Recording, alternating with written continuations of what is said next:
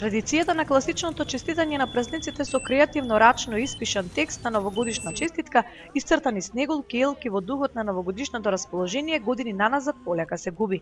Иако има добар избор на честитки, ги купуваат мал број граѓани, најголем дел од нив разгледуваат од љубопитност и си заминуваат, затоа во иднина нема да ги набавуваме, се жалат продавачите. Сака поише има технологија и поише луѓе на Facebook си праќаат честитки сето нам, а честитки не треба да се заборават. Но има и такви кои останале верни на оваа добра стара навика. Велат дека и покрај тоа што се нудат други модерни начини да се посака среќен празник, сепак личната божитна честитка е нешто посебно, токму во оваа дигитално време на масовни електронски мејлови и SMS пораки. Похубаво е по пошта да добијат него по интернет. Поготово за мали деца. Сега е тренд нели по интернет, али не треба и ова да се изгуби.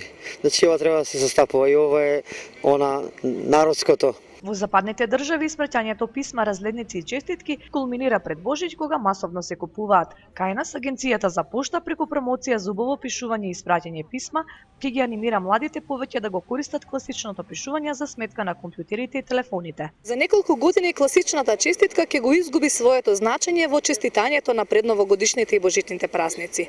Интернетот и модерните технологии оваа мало парче хартија го направија да нема повеќе значење и да биде основна радост, особено за најмладите.